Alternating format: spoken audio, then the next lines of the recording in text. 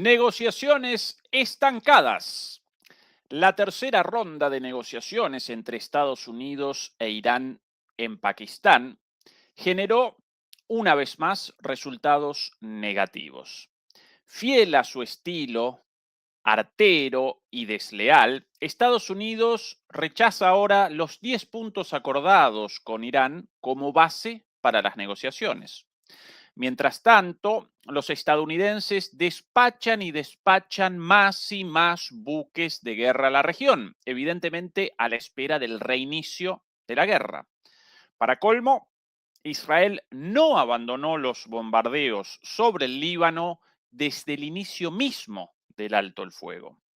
En este contexto, tregua igual farsa. Muy buenas noches, muy buenas tardes y muy buenos días. Comenzamos la transmisión número 360 de Demoliendo Mitos, charlas en vivo. La primera desde aquella fatídica transmisión junto a Juan Antonio cuando YouTube determinó una censura discrecional e ilegítima. Pero aquí nuevamente reaparecemos como el ave fénix junto al querido Juan Antonio. Juan Antonio, ¿qué tal todo por ahí en Madrid? Aquí muy bien. A ver si nos dejan acabar el programa. Sí, como el bolero aquel, ¿no? El si nos dejan, si nos dejan. Ya sabes, las cosas del mundo libre. Efectivamente. Querido Juan Antonio, tercera ronda de negociaciones recientemente concluidas hace minutos. Ningún acuerdo claro. Según medios críticos, Estados Unidos presenta demandas excesivas. Aquí, por ejemplo, el reporte de RT en español, filtran discrepancias en las conversaciones entre Estados Unidos e Irán. Al parecer, la parte estadounidense está realizando exigencias excesivas sobre el estratégico estrecho de Hormuz. Esa por lo menos la versión de RT. ¿Qué estamos presenciando en ese escenario, Juan Antonio, de negociaciones en Islamabad? En primer lugar, es verdad que ya llevan muchas horas. Es verdad que en este tipo de negociaciones, hombre, pues no va a salir toda la primera. Esto hay que entenderlo, ¿no? La cuestión es por dónde estarán yendo la situación, por dónde lo estarán encauzando. Parece ser por la información que llega. Y en estos momentos, como podemos entender, esta información es poca y además muy difícil de contrastar. Filtraciones, comentarios que puede hacer alguien, un funcionario pakistaní o quien sea, pero no, lógicamente no podemos tener una información veraz de cuál es la situación. Parece ser que el punto clave ahora mismo es la cuestión del estrecho de Hormuz. Es decir, pero claro, no sabemos si es que ahí donde se han atascado o han discutido otros puntos, se ha llegado a acuerdos y el problema ahora es el estrecho de Hormuz. En algunos comentarios que yo he leído en canales iraníes, vienen diciendo que es que Estados Unidos se niega a que Irán cobre peaje por el paso del estrecho, o que si lo cobra, lo reparta con Estados Unidos. Lo cual ya, conociendo que están allí Witkoff y Kushner, me imagino que se ha sacado la calculadora a ver cuánto les toca a ellos. Es que es una cosa de verdad. No, es una cosa tampoco sería tan cutre. O sea, bueno, que está hablándose de una guerra, que es destrucción, sacrificio, sufrimiento, vidas humanas. Y esto están pensando, no, pues si lo cobras, yo quiero mi parte. O sea, es decir, pues es que es la banda de mafiosillos de la inmobiliaria de Nueva York. Aquí la cuestión importante es, ¿la tregua es una farsa? Hombre, puede ser una farsa, o puede que no tengan mucha confianza, o puede que tengan predeterminado que por cualquier razón no van a poder llegar a un acuerdo. Pero sí que hay señales también de que de alguna forma a Estados Unidos no le queda más remedio que intentar buscar una solución al conflicto. Y ahora mismo no sabemos si esto es otra trampa de las luchas políticas internas o no, pero que la delegación norteamericana la encabece J.D. Vance es ponerle a los pies de los caballos. porque evidentemente, si saliera bien, J.D. Vance se pondría una medalla, sobre todo como sucesor de Trump. Pero hombre, la medalla más gorda se le va a poner Trump, porque gracias a él se ha llegado a todo, se llegaría a la paz, ¿no? Es decir, como ya él ya había dicho y demás, y además los iraníes habrán accedido a todo, en fin, estas cosas que hace Trump, ¿no? Pero si sale mal, que es muy probable, quien el fracaso se lo va a comer es J.D. Vance, porque hay que recordar que la familia y los amigachos del mafioso, es decir, el yerno y los amigachos, estos no tienen cargos políticos, estos no se presentan a elecciones. Es decir, estos no van a quemar ninguna nave, no van a tener ningún débito político, pero van, sí.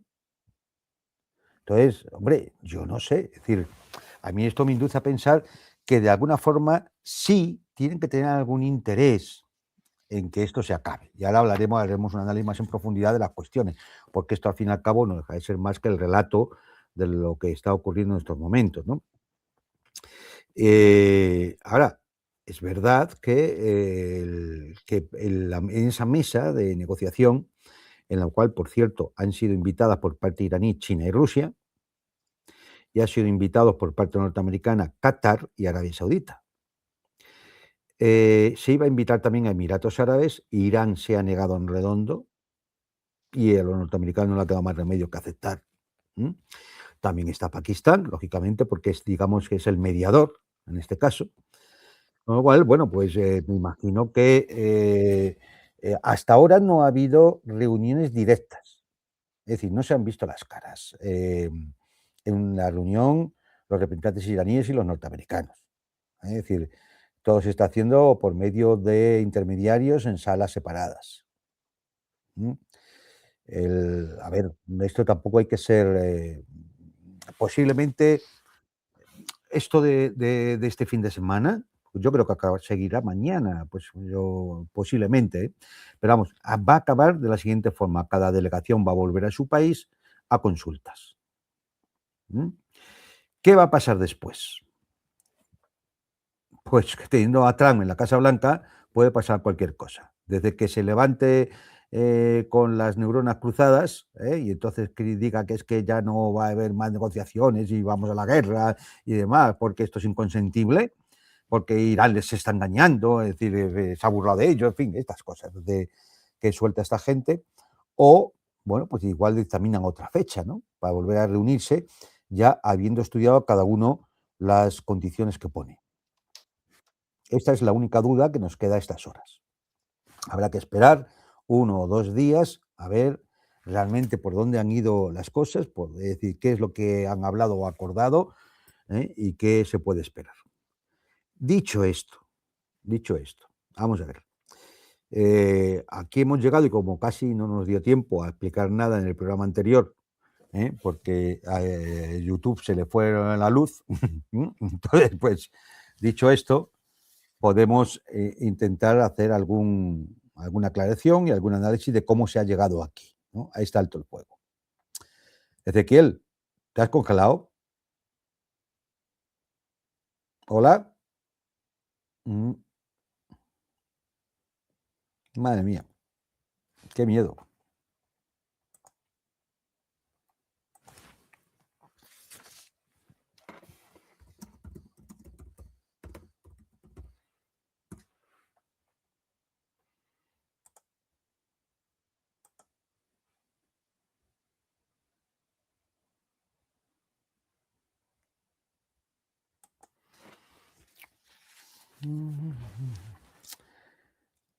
Bueno, pues no sé, vamos a esperar a Ezequiel, que debe haber algún corte en la línea.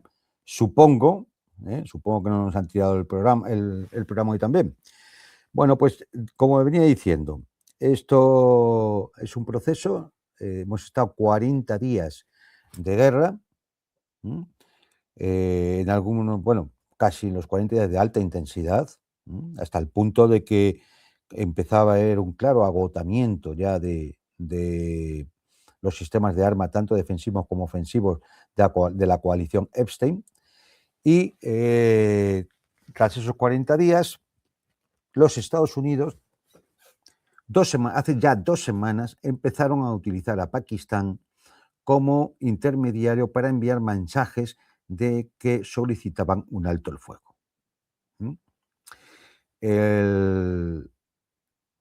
Irán no respondía, por eso hubo que insistir, y hubo que insistir a través de Egipto, a través de Turquía, e incluso de algunas informaciones señalaban que incluso en China interviniera para que Irán aceptara hablar de un alto el fuego, de una tregua, e iniciar algún tipo de negociación. Esto fue lo que en un momento determinado pues se realizó. Mira, Ezequiel ya ha vuelto. Sí, perdón, otra vez las dificultades, Juan Antonio, nosotros agarrados de punto por YouTube. Pero bueno, adelante, compañero. O sea, no ha sido, o sea, seguimos en el aire, ¿no?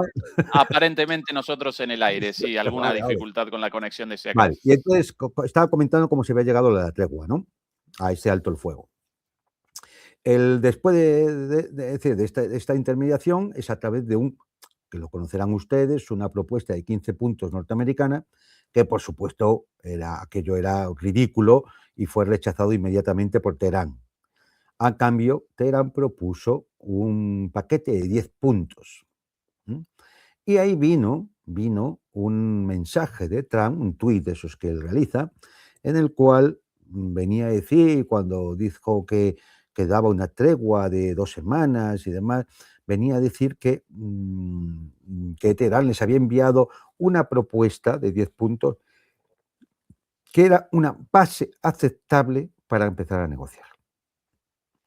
Si ustedes recuerdan los 10 puntos, yo los tengo aquí, porque son muy significativos, son muy significativos. Luego, posteriormente, no sabemos después de qué conversaciones o con quién, tanto Trump como algún otro empezaron a decir que esos 10 puntos no eran, que eso que Trump lo había tirado a la basura, en fin. Pero ahí está el tuit comprobable de que Trump había aceptado como base de negociación esos 10 puntos. 10 puntos que eran, 1, el alto el fuego permanente, o sea, no un alto el fuego de 2 semanas, permanente. El control total y firme de Irán sobre el estrecho de Hormuz. La aceptación del enriquecimiento de uranio por parte de Irán para su plan nuclear pacífico. El levantamiento de todas las sanciones primarias y secundarias. A ver, las sanciones primarias son las que se le ponen al país, en este caso Irán. Las secundarias son las que se le ponen a otros países que comercian con Irán. La derogación de todas las resoluciones del Consejo General de la ONU, hace ya años y años y años, y de la Junta de Gobernadores de la Asociación Internacional de la Energía Atómica. El pago de compensaciones a Irán por la guerra, la retirada de las fuerzas de combate estadounidenses de la región, el fin de la guerra en todos los frentes, incluido el Líbano, y el compromiso de no agresión, es decir, las garantías de seguridad de que no se va a volver a la guerra, ¿no? Estos eran los 10 puntos. Y esto es lo que inicialmente Trump dijo que era una buena base para comenzar a hablar. Vale, después de 140 días y 100 oleadas de misiles y drones iraníes, la duda, es decir, la polémica que ha estado en decir, bueno, esto, pues Trump decía que había vencido, bueno, Trump decía que había vencido desde 48 horas después de comenzar la guerra. O sea, lo ha repetido una docena de veces, ¿no? Pero una cosa es lo que se dice, y más si lo dice Trump, no tiene credibilidad ninguna. Esto como, vamos, como si lo dice cualquier muñequito de dibujos animados, ¿eh? No tiene credibilidad ninguna lo que diga este hombre. Entonces, bueno, lo que aquí la polémica es realmente desde un punto de vista militar, estratégico, ¿quién ha vencido? Bien, la victoria de facto es de Irán. ¿Por qué? Porque ha sabido, uno, administrar los recursos que tenía y no le han podido vencer. No le han podido vencer. Y como tantas veces hemos repetido en este mismo programa, en una guerra simétrica gana el débil cuando logra que el fuerte no le venza. ¿Mm? Pero es que además ha habido un momento en el que Irán tenía el control de la escalada. Es decir, ante cualquier acción de la coalición Epstein, respondía de inmediato y en las direcciones adecuadas para provocar un mayor dolor al adversario. Es decir, controlando perfectamente la escalada. ¿Qué significa el control de la escalada? Pues que tiene la iniciativa estratégica. Y el que tiene la iniciativa estratégica es el que gana. Ahora ya puede salir el que quiera, cualquier vendepatrias de medio español o sudamericano o europeo a decir, es que de qué cosas dicen, ¿no? Con la potencia de fuego que tenía la flota norteamericana, su aviación, la aviación sionista. Mire, que no les engañe. Si el control de la escalada lo tiene Irán, la iniciativa estratégica la tiene Irán. Y quien tiene la iniciativa estratégica es quien gana. Al menos hasta hoy, lógicamente, que estamos hablando de estas negociaciones de paz. No sabemos lo que puede pasar la semana que viene o en el futuro, ¿no? Pero hasta hoy. Y esto es una derrota estratégica, un fracaso estratégico de la coalición Epstein. No les cuenten otra milonga ni otra tontería. O sea, pueden ustedes estar seguros que esta afirmación, si ustedes la sueltan en cualquier sitio, tienen la verdad de su lado. Por mucho que el mamarracho de turno, el gusanillo habitual de cualquier medio de comunicación les diga otra cosa. Fracaso objetivo de los objetivos de Estados Unidos, por eso es un fracaso estratégico. Porque, hombre, eran tres, ¿no? El cambio de régimen fracasó. El plan nuclear fracasó. Y el control del estrecho de Hormuz fracasó. Es más, en estos momentos, mientras se negociaba, como siempre, hacen los traicioneros, la chusma delincuente, los gángster y demás, mientras se negociaba, ellos han intentado introducir un par de destructores en el estrecho de Hormuz que se han tenido que ir para atrás cuando Irán ha advertido que iban a ser atacados en media hora y que lógicamente eso rompía la negociación, con lo cual no les ha quedado más remedio que largarse, dar media vuelta y largarse. Y esto es una afirmación de facto de quién tiene el control sobre el estrecho de Hormuz. Y que no les cuentan otra cosa. Y el control del estrecho de Hormuz es el control del 21% del petróleo, del 30% del gas natural, como ya hemos hablado ampliamente en otros programas, ¿no? Es decir, y sobre todo, el control del petrodólar. Porque mientras el control del estrecho de Hormuz esté bajo control iraní, esas tasas de paso y demás se van a pagar en stablecoins respaldadas por oro o en yuanes. Quizá en alguna otra moneda del sur global, es decir, podría ser la rupia india o el rublo, es decir, pero fundamentalmente en yuanes. Claro, esto es un problema. Esto es un problema. Porque es lo que podríamos denominar la bomba del estrecho. Sí, Israel tiene bombas atómicas, Estados Unidos tiene armamento nuclear, pero Irán tiene la bomba del estrecho. ¿Qué es la bomba del estrecho? Bueno, pues es el control que tú tienes de un punto crítico, un punto absolutamente vital para la economía global, para todo el sistema global. Y eso se visualiza con tres factores. Uno, la estructura de la concentración del riesgo. Es decir, no hay redundancias con el estrecho de Hormuz, no hay alternativa. La única alternativa es un oleoducto este-oeste de Arabia Saudita, que por cierto ya sufrió el primer ataque y ha tenido que reducir en 700.000 barriles diarios el paso de petróleo por ese oleoducto. El otro factor es que a Irán le basta con crear un nivel de incertidumbre suficiente. Es decir, de tal manera que altere el comportamiento de los actores. Y entonces, pues, simplemente ante esa incertidumbre, tú no pases tus barcos por ahí.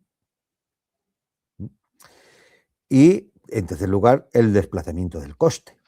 Es decir, que se pierde la previsibilidad para las aseguradoras, los armadores de los buques y demás.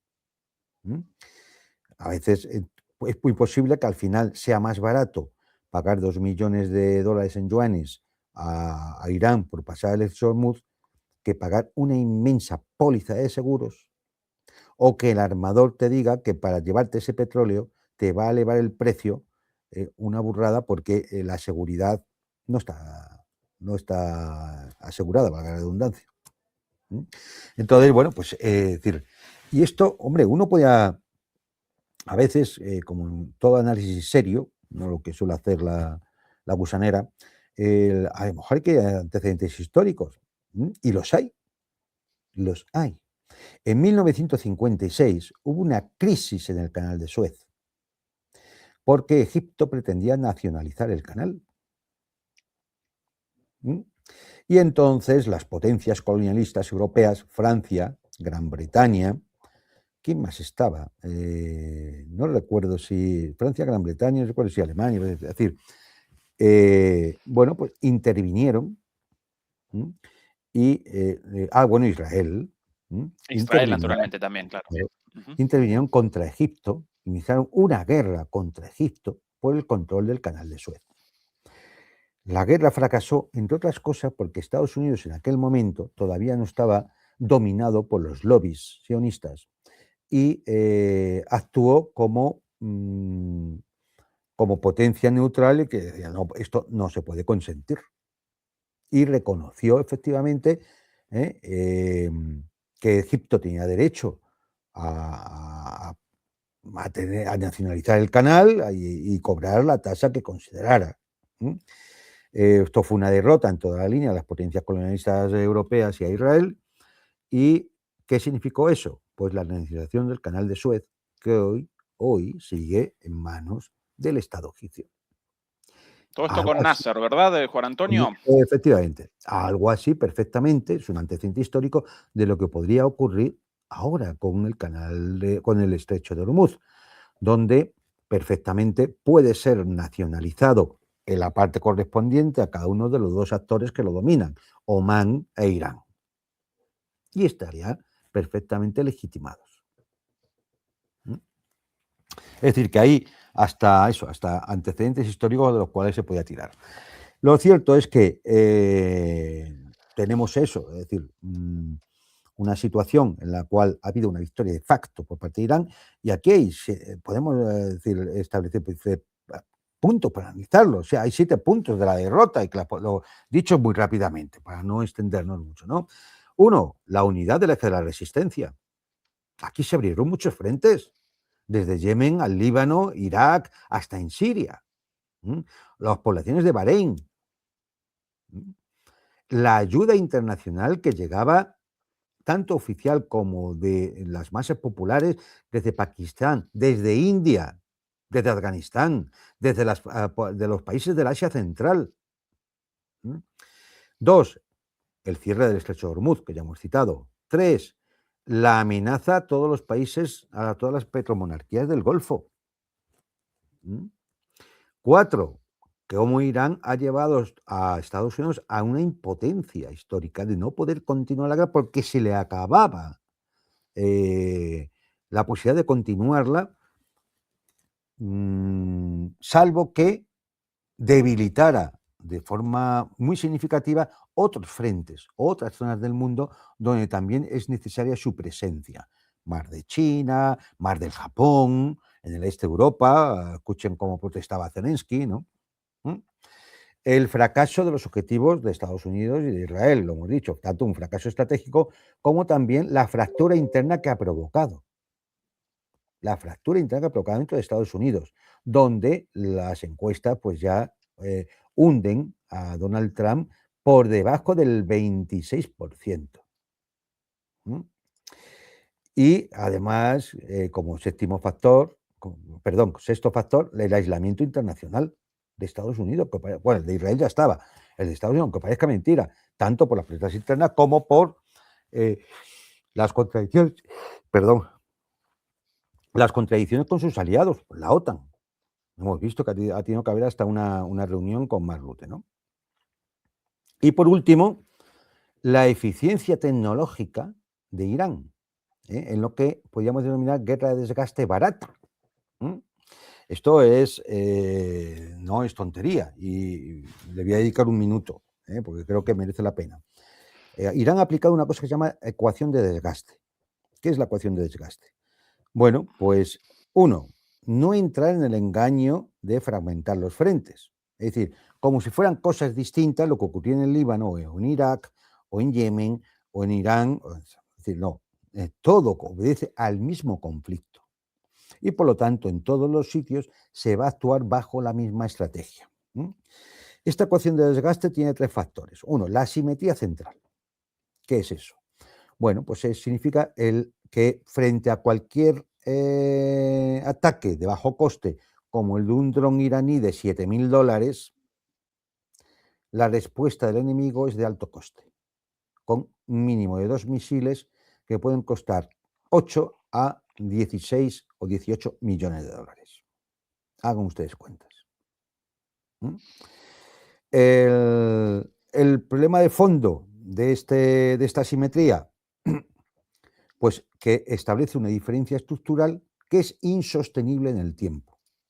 Tú no puedes estar gastando indefinidamente en una guerra de desgaste 2 misiles que cuestan cada uno de ellos 4 millones si son Patriot o 10 millones si son TAT, 2 de ellos para derribar un dron de 7 o de 20.000 euros, o sea, de 20.000 dólares, pues si fuera de los Ares más modernos. No puedes. Eso es insostenible en el tiempo.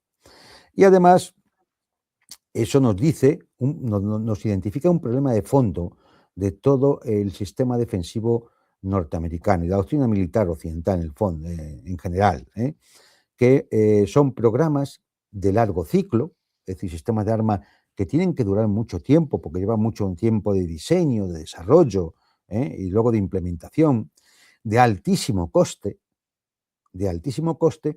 y que tienen una muy baja frecuencia de reposición. Es decir, que puedes fabricar X unidades al año que igual te dan para 2 semanas de conflicto. Sí, tú puedes acumular, pero igual tienes acumulada la producción de 4, 5, 8 años y eso te permite a lo mejor 3 meses de conflicto, pero igual necesitas 2 o 3 años para recuperar todo lo que ya has gastado. Es imposible mantener una guerra de desgaste con esa frecuencia de reposición. Imposible.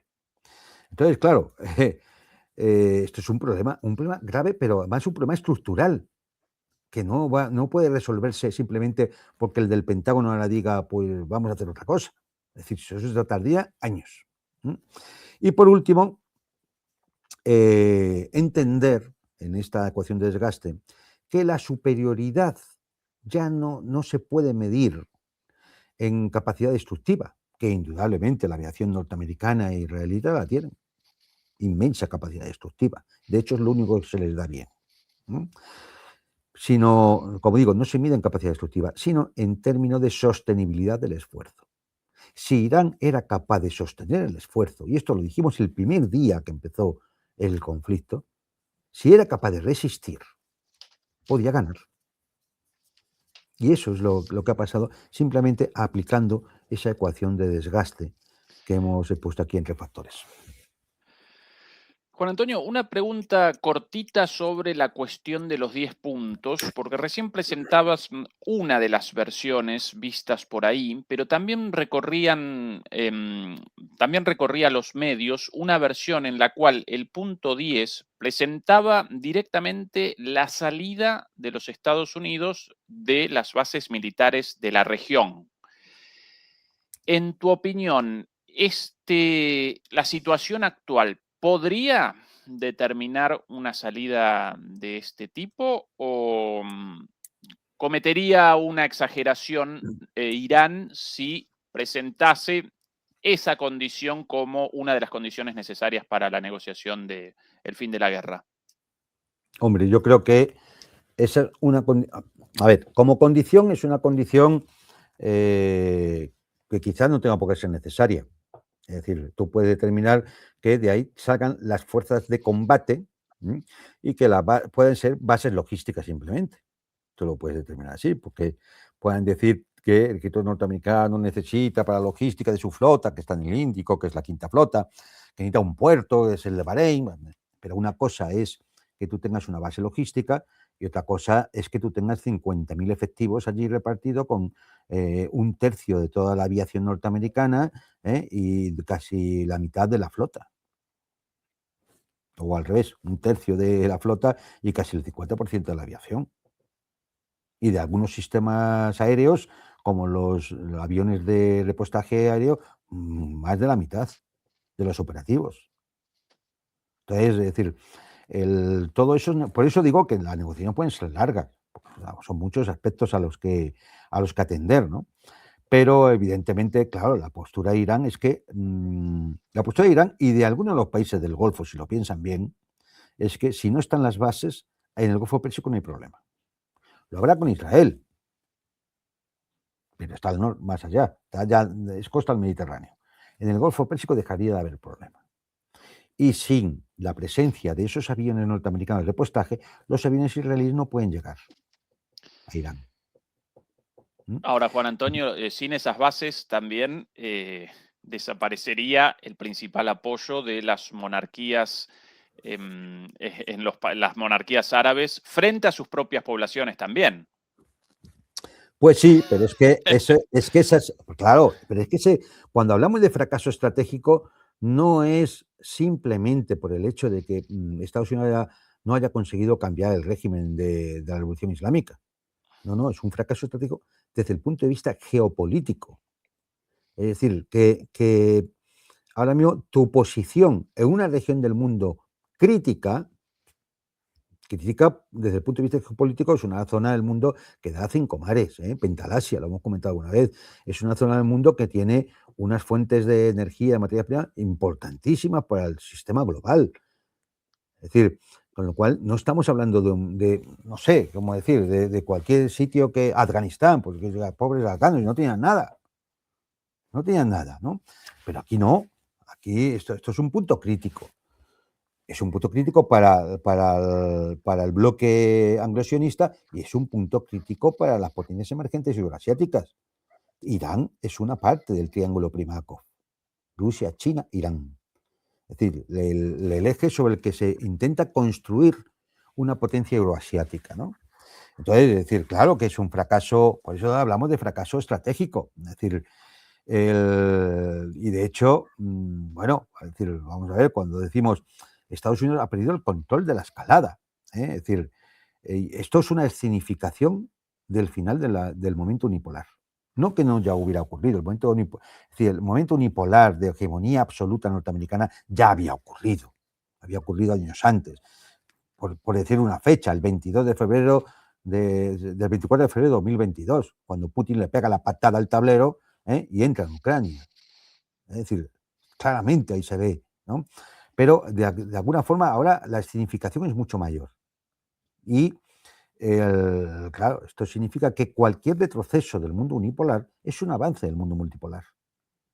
Y esto significa, claro, es decir, esto tiene sus costes. Y uno de los costes que puede tener es perder el control de unas petromonarquías que, por otro lado, ya no van a volver a ser lo que eran. O sea, Dubái, Abu Dhabi, Emiratos, Qatar, ya no van a volver a ser lo que eran.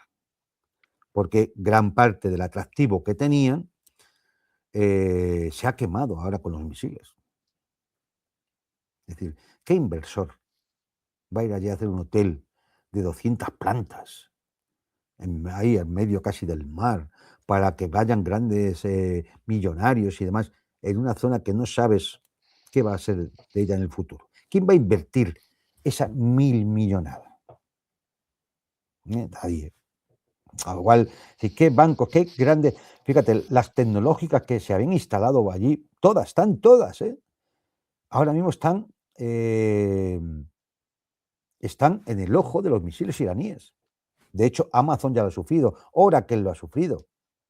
Esto están todas en el objetivo de los misiles iraníes. ¿Quién va a invertir más allí? Las petromonarquías ya no van a ser nunca más lo que fueron. Eso se ha perdido. vamos, no lo sé, a lo mejor dentro de 20, 30 años son capaces estos tipos de reconstruir el tema, pero yo ya ahora mismo lo dudo mucho, como Kuwait ya no fue nunca nada lo que fue anteriormente a la primera guerra del Golfo, tras la invasión de Irak, por parte de Irak, quiero decir. Es decir, ya no vuelve a ser nunca lo mismo. Y aquí va a pasar exactamente igual. Bueno, y si a esto le unimos, hombre, pues que ahora mismo el control de la escalada, como digo, no, ¿cómo que ya no lo tiene Estados Unidos? Pues muy sencillo, no lo tiene Estados Unidos por una razón muy simple. Porque ahora mismo, hoy, incluso con la conversación en Islamabad, ahora mismo, basta, hay dos actores más que, si quieren, escalan sin que Estados Unidos pueda hacer nada: Irán e Israel. De hecho, Israel no ha respetado el alto el fuego, ha seguido cometiendo las masacres habituales en el Líbano. ¿Y qué ha hecho Estados Unidos? ¿La puede parar? No. Estados Unidos se ha convertido en un muñeco. Ahora mismo, como esos muñecos que tienen una base redondeada, ¿no? Que los mueves y siempre están así de pie. Pues en eso se ha convertido, ¿no? Estados Unidos con Donald Trump. Sí, el Pentágono puede vender esto ahora como esto es una pausa. Es una pausa, pero claro, es decir, así lo dicen Peter Hegseth o el propio general Kane, que está demostrando ser un paduato, aparte de un inútil, porque no sé, es decir, y bueno, pues ahí hay una razón sencilla, y es que Netanyahu, Israel, no puede aceptar ningún acuerdo. Cualquier acuerdo que ellos aceptaran lo entenderían como capitulación. Y de hecho, Em, Israel es la responsable de llevar del Ronzal a Estados Unidos a esta guerra, como ha demostrado además un reportaje del New York Times de esa famosa reunión el 11 de febrero pasado, en la cual se decidió, frente a la oposición, a la opinión contraria de J.D. Vance, de Marco Rubio, de otros miembros de la administración, se decidió ir adelante en la guerra. En un análisis de Mearsheimer del día de ayer, Mearsheimer presentaba la siguiente situación. Trump aparece desesperado por toda esta situación también descrita en tu análisis. Por eso, ya desde hace algún tiempo, Trump quería una salida, pero hasta ahora carecía de una salida, una off-ramp, lo llaman en inglés, ¿no? Una salida de la autopista, una salida de la carretera. Y ahora finalmente, en este marco de desesperación, determinó Trump que puede generar una salida a través de la derrota.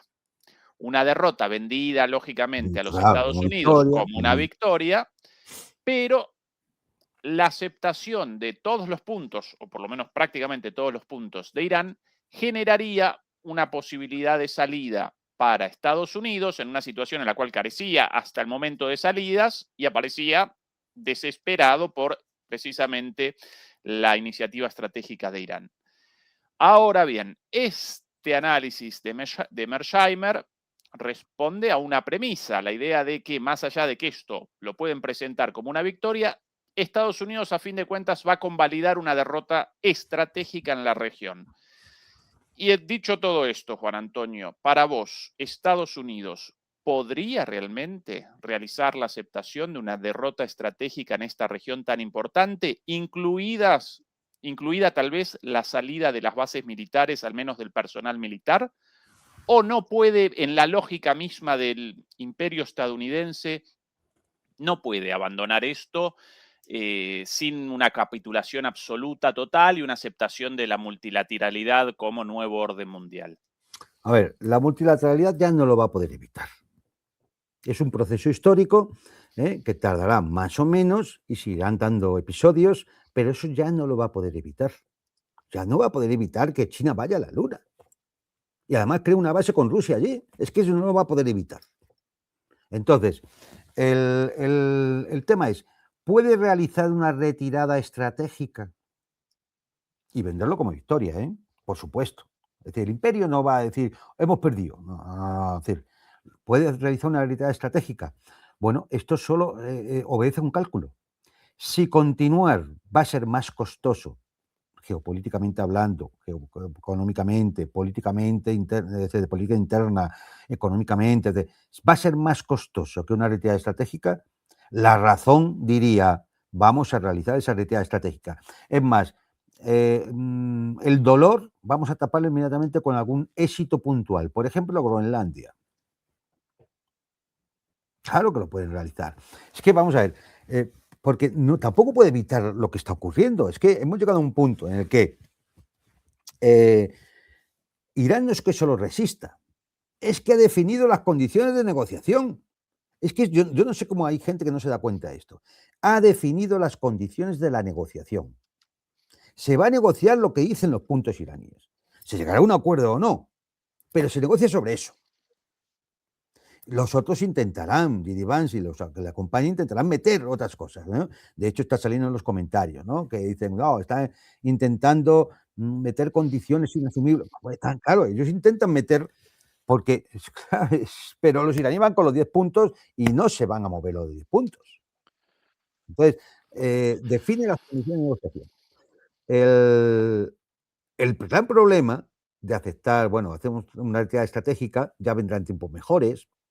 Oye, de Irán, de Vietnam se tuvieron que retirar, de Afganistán se tuvieron que retirar, de Irak se han tenido que retirar ahora, los últimos que quedaban. O sea que en un momento determinado, si la retirada estratégica se convierte en algo mejor, o te pone en mejor disposición a futuro, la puedes realizar.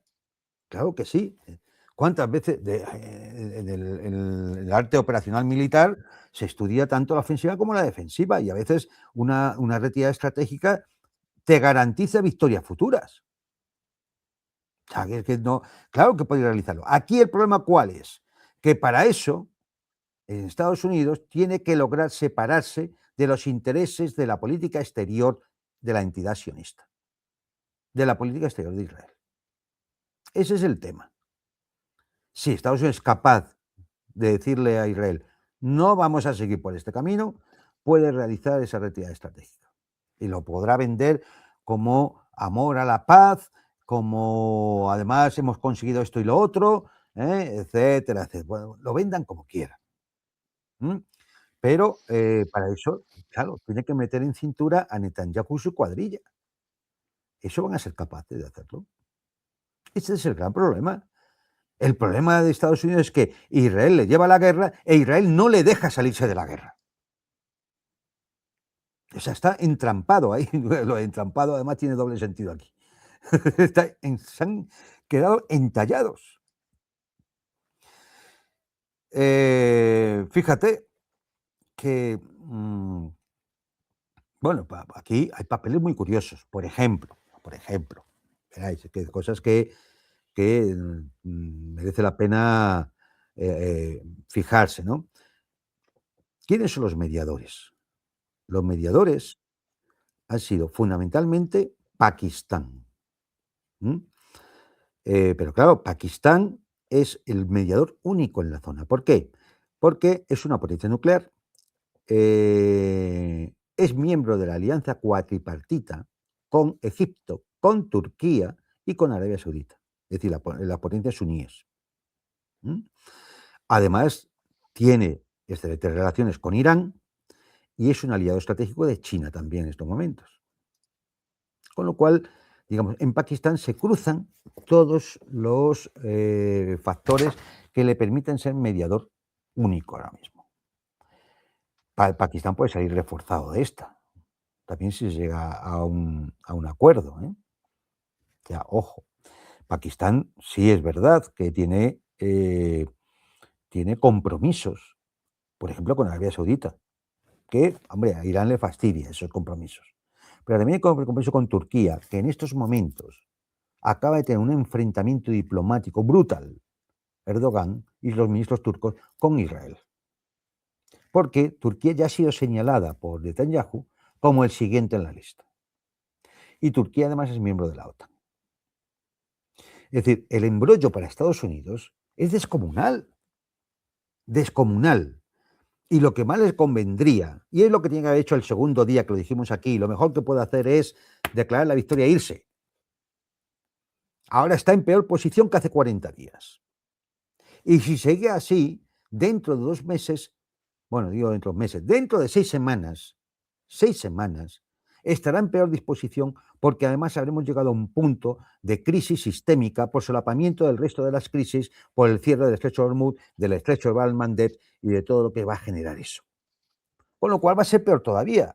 Aumentarán los precios, la inflación, los tipos de interés, no se podrá pagar la deuda, es decir, no se podrán vender los bonos del Tesoro a un tipo de interés que permita el pago de los vencimientos de la deuda norteamericana, habrá más venta en petroyuanes, es decir, cuanto más tiempo pase va a ser peor.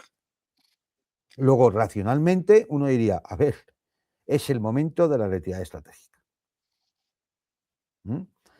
Pero como digo, ahí depende de Israel.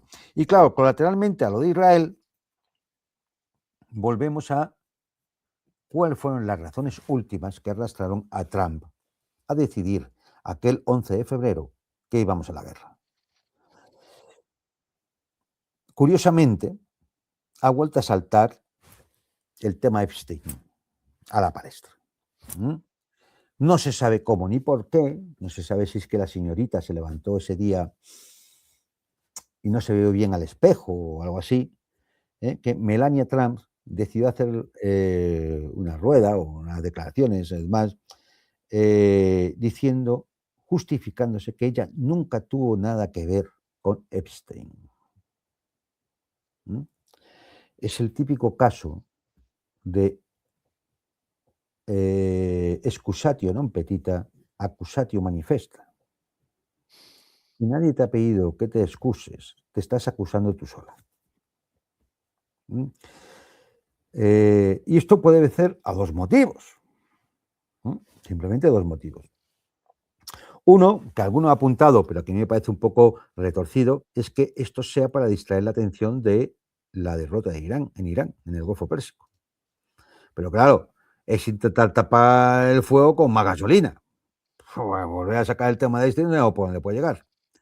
La otra es que al parecer una amiga, muy amiga de Melania Trump, va a ser entrevistada y va a contar cosas. Y entonces, a lo mejor, las cosas todavía se ponen más turbias para una administración que ya podemos decir que es un absoluto desastre.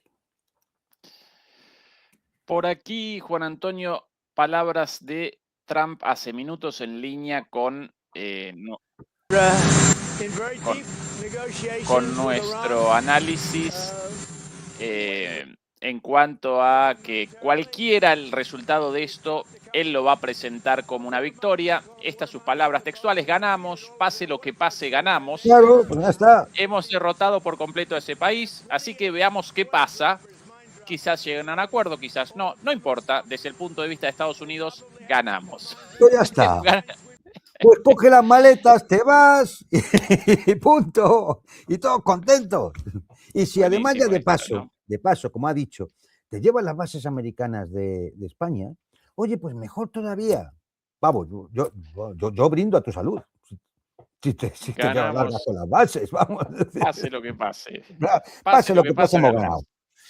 Pase lo que pase, hemos ganado, ¿no? Es decir, ahora bien, esta otra, Juan Antonio, a la vez, si Trump no pudiese convalidar la derrota disfrazada como victoria, como salida de la guerra y como salida de esta situación desesperante, o bien por su irracionalidad, o bien por la inercia imperial de Estados Unidos, o bien por la extorsión de Israel, o por cualquier otra razón, también podríamos presenciar una situación de reinicio de la guerra. Y aquí, por ejemplo, una noticia de Wall Street Journal de hace algunas horas, más fuerzas estadounidenses se despliegan en Oriente Medio, esta por un lado, Y por aquí las palabras de, para mí, uno de los mejores analistas geopolíticos en esta cuestión, uno de los negociadores incluso ahora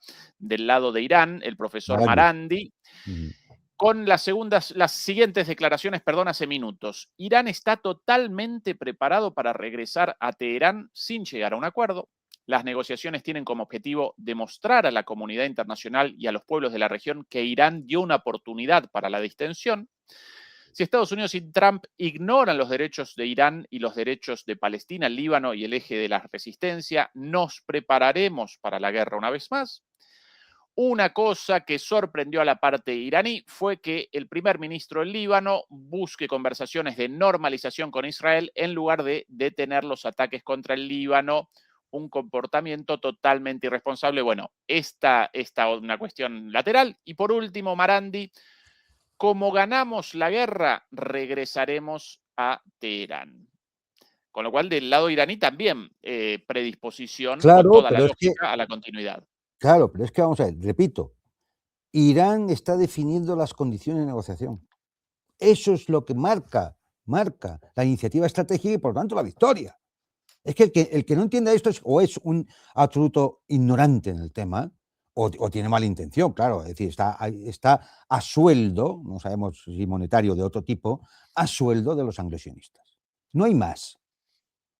Es decir que nadie nos engañe, es decir, no hay más. Irán está definiendo las condiciones de negociación. Y si no se llega a un acuerdo, pues se van y ya estáis, continuamos la guerra. Vamos a ver, es decir, más fuerzas. A ver, no hay más fuerzas. Están mandando al grupo de ataque George Bush porque tienen que sustituir ya al Abraham Lincoln, que lleva ya 45 días, no más, estaba un mes antes ya del comienzo de las hostilidades, lleva 2 meses ya en la zona. Casi no debe tener, sus buques del grupo no deben tener casi combustible. Por supuesto, no deben quedar no mucho material antiaéreo porque se han tenido que retirar a 1.100 kilómetros. ¿Dónde está el famoso grupo de marines que venía de Okinawa? A 1.100 kilómetros. Es decir, están fuera porque no pueden avanzar. No pueden avanzar. Y, lógicamente, pues tienes que rotar la tropa. Es decir, en este caso, el grupo de ataque del Abraham Lincoln, sus buques, el personal del portaaviones, los pilotos, tendrán que municionarse, tendrán que abastecerse, toda la logística. Con lo cual, ese se tiene que retirar, igual que se ha tenido que retirar el Gerald Ford, se tiene que retirar el Abraham Lincoln. Ya le toca, necesariamente. Con lo cual, tiene que venir a sustituirle a otro. Y ese es el otro grupo que han mandado, que es el George Bush. Pero, mira, si ha quedado algo claro ya en estos 45 días de guerra, es que los grupos de ataque de portaaviones ya no restablecen el dominio. Es decir, ahora mismo mandar un grupo de ataque de portaaviones, como es el Gerald Ford, o el Lincoln, el Bush, o cualquiera de estos, me parece que son 11 grupos lo que tiene Estados Unidos, para que siempre tienen mantenimiento 2 o 3. Bien, esto ya no te asegura el dominio. Esto antes se mandaba y entre la capacidad misilística que tenían los destructores y la fuerza aérea que iba embarcada en el portaaviones, te aseguraba una potencia de fuego como para restablecer el dominio norteamericano en cualquier zona del mundo. Bien, ahora ya hemos visto que teniendo varios miles de drones de $5.000, el grupo de portaaviones ya no garantiza nada. Con lo cual, esto en el fondo viene a ser otro punto, ya más desde el punto de vista operacional, ¿no? de doctrina militar, de decir, bueno, ¿cuál va a ser el futuro del portaaviones? Si tu nivel de seguridad ya se ve muy comprometido por drones o misiles hipersónicos de una potencia de segundo orden como Irán, ¿te imaginas ante una potencia de primer orden como China, en el mar de China? Claro, es decir, esto va a significar un cambio, es decir, en la doctrina naval, porque la proyección de fuerza igual ya hay que ventilarla de otra forma, no con unos buques carísimos. Gerald Ford son 13.800 millones de dólares. Esto sin contar los aviones embarcados y demás, es decir, solamente lo que es el buque. Pues imagínate, ¿no? Es decir, yo creo que ver que cómo el estrecho de Hormuz se convierte en una variable sistémica, ver cómo los grupos de portaaviones, que eran la punta de lanza del poder norteamericano en los mares, ya no son capaces de restablecer el dominio sobre esos mares. Y eso implica que se erosiona la capacidad de coerción norteamericana ante otros, que esto ya lo habíamos visto con el arma nuclear en Corea del Norte. Hay un momento en que ya no pueden, sin montar ya un conflicto descomunal, ¿no? Es decir, ya no pueden. Tu capacidad de coerción ahí ya se ha visto erosionada. Ahora la vemos con los grupos de portaaviones. E incluso con drones relativamente baratos que son capaces de alcanzar 2.000, 2.500 kilómetros, vamos a ver la capacidad operativa de las bases militares desplegadas lejos de tus líneas logísticas, como por ejemplo las de Kuwait o las de Arabia Saudita o las de Qatar. Vamos a ver qué interés militar podrían llegar a tener. Si ya puedan tener el mismo interés militar que tenían antes. Si tú puedes lanzar un ataque con bombardeos estratégicos, por ejemplo, con unos B-52, con los B-2, simplemente repostando en el aire una vez, porque pueden tener una autonomía de 8 o 10 horas volando, es decir, desde Estados Unidos prácticamente, y repostar para volver. ¿Para qué necesitas bases en el Reino Unido? ¿O en Europa? ¿O en el Golfo Pérsico? Al alcance de los drones y los misiles del enemigo. Es que, es decir, todo esto va a tener, debe tener implicaciones. Otra cosa es que en el Pentágono sean capaces de verlo y analizarlo bien, y de que sean capaces de fastidiar a sus amigotes del complejo militar industrial para que dejen de seguir esos programas de largo ciclo, alto coste y baja frecuencia de reposición a lo que nos tienen acostumbrados las empresas armamentísticas. Es decir, que no buscan la efectividad del ejército ni el norteamericano ni ninguno. No buscan la eficacia del ejército, buscan la ganancia para sus accionistas y para ellos. También, por ejemplo, últimamente estamos viendo que hay muchos vuelos sí. de transporte, dicen que hacia el Oriente Medio, claro, como que tendrán que a ver, lo que se ha gastado en estos 45 días ha sido descomunal. Vamos a ver, si se han atacado, creo que unos 4.000 y pico objetivos en Irán, aunque sea una bomba por objetivo, o un misil por objetivo, estamos hablando de eso solo en Irán, estamos hablando de miles de objetivos, de miles de bombas, misiles y demás, en Irán, en Irak, en el Líbano. Es decir, no, hay que volver a municionar, hay que volver a llevar de todo, incluido comida y agua para los militares que están en la zona. Todo, hay que volver a llevar todo. Entonces, ¿cómo no va a haber aviones que estén llevando el mismo material? ¿Cómo no va a mandar otro grupo de portaaviones? Porque tiene que sustituir al que está. ¿Cómo? Es decir, es lógico y normal. Repito, ¿dónde está aquella famosa expedición de marines que venían desde Okinawa, que eran 3 buques y venían unos 4.000 marines? ¿Dónde están? Es que ni han desembarcado en Puerto Amigo, es que están en el medio del mar esperando ahí a ver si alguien, si Trump decide hacer algo. Lejos, muy lejos.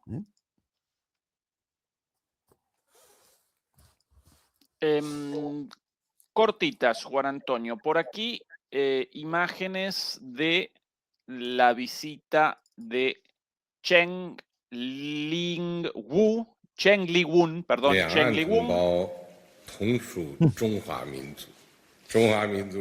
la líder o la lideresa de la oposición en Taiwán, el histórico, el legendario partido Kuomintang, opuesto al Partido Comunista Chino de toda la vida también, en visita oficial en China territorial, con un mensaje muy claro de oposición a la guerra y de rechazo a la intervención estadounidense para la provocación de una guerra entre la China territorial, entre la China verdadera, Continental, sí. la China continental, la China popular, el del Partido Comunista Chino, y la China de Taiwán. Ambos con un mensaje claro, en un contexto, bueno, cada vez de mayor escalada. Recuerden que Estados Unidos patrocina a los independentistas y al partido en el poder actualmente también, con, bueno, gestos de China muy claros respecto a las líneas rojas. A ver, ¿Qué lectura realizamos de bueno, esto, Juan Antonio? esto es muy importante. A ver, no llega cualquier partido de la oposición, que ahora mismo no está en el gobierno de Taiwán. Llega el Kuomintang. Es que, es decir, aquí hay que entender el simbolismo, y más dentro de la cultura oriental, el simbolismo de la cuestión. Primero, que Xi Jinping se reúna con una jefa de un partido político que no está en el gobierno. No sé, es como decir en Argentina pues que ahora se reunirá Xi Jinping no con el gobierno, sino con el jefe del Partido Justicialista, por ejemplo. Que esta es la prioridad. Es decir, bueno, eso indica ya algo. Es muy simbólico. El Kuomintang tiene mayoría en el Parlamento. El Kuomintang puede volver a ganar las elecciones y ser gobierno. El Kuomintang era el adversario histórico cuando la guerra civil en China del Partido Comunista Chino. Era el adversario histórico. Los dos lucharon juntos contra la invasión japonesa. Juntos contra la invasión japonesa. Y luego, bueno, pues las diferencias políticas en aquel momento de la Guerra Fría, pues hizo que al final el Kuomintang pues perdía la guerra y se refugiaron en Taiwán.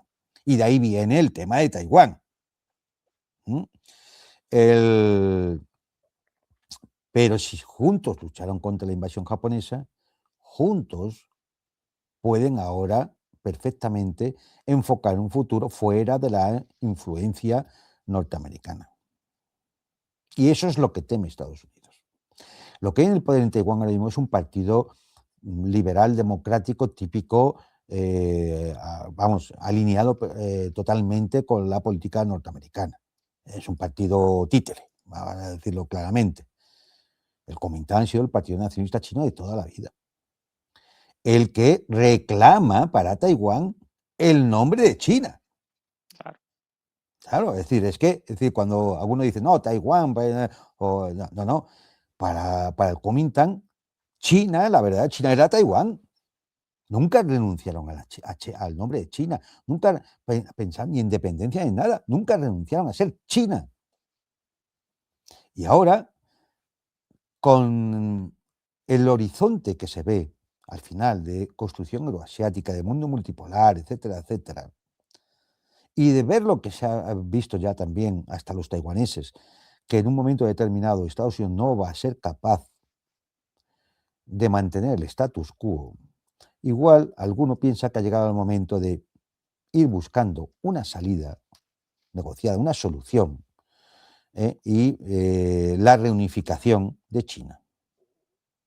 Y evidentemente, para eso el Kuomintang, digamos que tiene la legitimidad histórica que no tiene el Partido Liberal Democrático ni ningún otro partido taiwanés. Porque son los fundadores del sistema en esa isla. Porque ellos venían de la China continental. Porque ellos han reclamado siempre China. Ya han pasado muchas décadas. Ya no estamos en la época de la guerra civil. Es decir, bueno, pues el tiempo pasa, las heridas se cierran y el mundo cambia. Sobre todo, el mundo cambia. Ya no es no era aquel momento de la Guerra Fría de los años 50, en la cual, años 40, que se produce la Guerra Civil China, después de luchar contra la invasión japonesa. El mundo ha cambiado muchísimo. Y no una vez, varias veces, a lo largo de estas décadas. Quizás ahora, es decir, sea mucho más fácil ver que hay un camino común. Y eso, Xi Jinping no es bobo, lo ve. lo ve hasta el punto de decir, viene una política de la oposición de Taiwán, me reúno con ella. Claro, es decir, es que, no sé, es decir, prácticamente como si tú y yo, Ezequiel, nos vamos allí y nos va a decir Xi Jinping. No. Claro, es decir, Sí, un jefe de Estado se reúne con jefes de Estado, no con cualquiera que vaya por allí, aunque sea diputado o lleve un partido político. No, claro, un jefe de Estado se une con jefes de Estado. Todo esto es muy importante porque nos va indicando por dónde van girando las cosas. Por ejemplo, el encuentro en la frontera del paralelo 38 entre las dos Coreas, entre el dirigente de Corea del Sur y Kim Jong-un. Esto es también muy significativo, muy significativo. Última y muy cortita también sobre otro tema. Aquí la publicación de Trump sobre sus hasta hace muy poquito tiempo amigos, Tucker Carlson, Megyn Kelly, Candace Owens y Alex Jones. Sé por qué Tucker Carlson, Candace Owens y Alex Jones me han estado atacando durante años, especialmente porque creen que es maravilloso que Irán tenga un arma nuclear. Tienen algo en común, un coeficiente intelectual bajo. Son No gente como él. estúpida.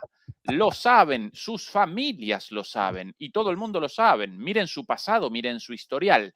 No tienen lo que se necesita y nunca lo tuvieron. Los han echado de la televisión, han perdido sus programas y ni siquiera los invitan porque a nadie le importan. Son unos chiflados, unos alborotadores y dirán cualquier cosa por publicidad barata y gratuita. Ahora creen que consiguen clics con sus podcasts de tercera categoría, pero nadie habla de ellos y sus ideas son lo opuesto a MAGA. De lo contrario, no habría ganado yo las elecciones presidenciales por una victoria aplastante. MAGA está de acuerdo conmigo y le acaba de dar a CNN una calificación del 100% de Trump, no a tontos gesticulantes como Tucker Carlson, que ni siquiera pudo terminar la universidad. Era un hombre destrozado cuando lo despidieron de Fox y nunca ha vuelto a ser el mismo. Quizás debería haber un psiquiatra. O la loca Candace Owens, que acusa a la muy respetada primera dama de Francia de ser un hombre, cuando no lo es, y que con suerte ganará mucho dinero en la demanda en curso. En realidad, para mí, la primera dama de Francia es una mujer mucho más hermosa que Candace Owens. De hecho, ni siquiera se acercan. O el arruinado Alex Jones, que dice bueno, más y más barbaridades sobre sus aliados hasta hace muy poquito. ¿Cuál es el significado de esto, Juan Antonio, para el MAGA y para Estados Unidos? No, para el MAGA no lo sé, pero lo que indica claramente es que este hombre padece un síndrome de proyección. Proyecta sobre él, a ver, esto clínicamente es así. Es decir, cualquiera puede buscar con inteligencia artificial o en Google, lo que sea, síndrome de proyección, es decir, cualquier tipo de disonancia cognitiva de esta forma. Es decir, verá cómo existe un desequilibrio mental en el cual lo que haces es proyectar, arrojar sobre otros lo que te afecta a ti. Es decir, ¿a qué viene decir que no tienen inteligencia? Tienen coeficientes de inteligencia bajos, como el tuyo, Donald, ¿no? Es decir, es que los está acusando de cosas que uno ve y dice, pues, esto es Donald Trump. Él se hace una autodefinición y la proyecta sobre los demás. Lo que a él le frustra, lo proyecta sobre los demás. No lo sé, a ver, es que no conozco el expediente académico de Donald Trump, no sé en qué, igual hizo una gran labor en la universidad cuando se sacó el doctorado y tiene publicado muchos papers científicos, no lo sé, es decir, pero vamos, es decir, que le han despedido porque ya no le llaman, pero vamos, ¿cómo les van a llamar? Pero si el control de los medios de comunicación hasta ahora tenían los demócratas y ellos eran MAGA. ¿Te das cuenta, Donald? Es que dices insensateces. Es que, en fin, la realidad son las encuestas de Ipsos o de otras grandes compañías, por ejemplo, una para Reuters, Es decir, que lo que indican es que más del 70% de la población norteamericana está descontenta con la forma de llevar los asuntos de Donald Trump. Eso es lo que le debería de preocupar. Eso le debería de preocupar. Le debería de preocupar que 55 congresistas firmaran para buscar su inhabilitación por desequilibrio mental. Él podrá llamar locos a estos, pero 55 congresistas firmaron para iniciar un proceso de inhabilitación por desequilibrio mental de Donald Trump. Le debería preocupar que el 30 de junio, o sea, perdón, el 30 de abril acaba el plazo para poder continuar cualquier operación militar sin el apoyo del Congreso. Viendo cómo están las cosas, vamos a ver si lo consigue. Quizá lo consiga el lobby sionista pagando allí a Cristo, como suele hacer, pero va a tener dificultades. O tenía que estar pensando que si las negociaciones de Islamabad fracasan, ¿qué va a hacer? ¿Una operación terrestre? Se va a embarcar en eso. Y además se va a embarcar que en el verano, con 60 grados en esa zona del mundo, va a mandar a las tropas a luchar, a combatir con todo su equipo a 60 grados. Con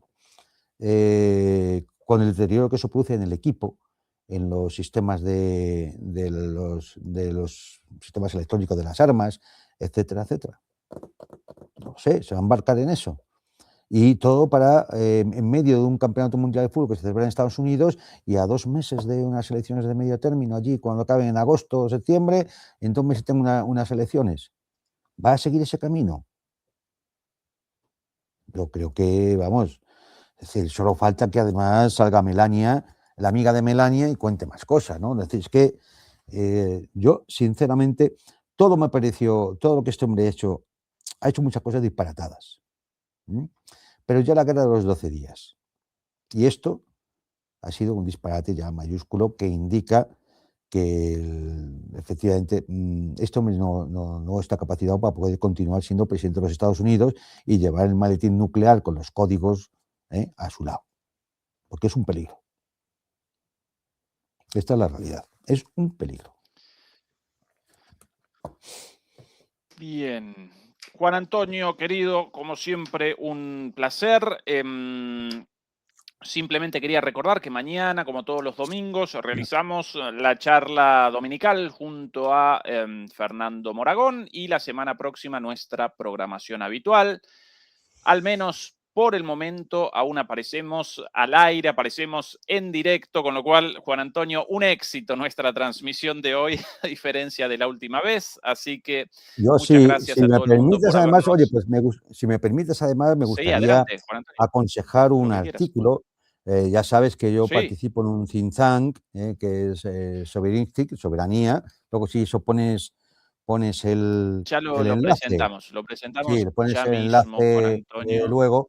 Hay un artículo que escribe un catedrático, un profesor de Hong Kong, Hei-Shin Cho, que se titula China, Pakistán y la guerra de Oriente Medio, que yo aconsejo porque es muy interesante, sobre todo, además, por una razón muy sencilla, porque siempre estamos acostumbrados somos occidentales, vivimos en Occidente y tenemos tendencia a traer siempre autores y a expertos y analistas nuestros, ¿no? De Occidente, ¿no? Es decir, y son nuestros queridos, incluso, fíjate, norteamericanos como Scott Ritter o Larry Johnson o Mersheimer, ¿no?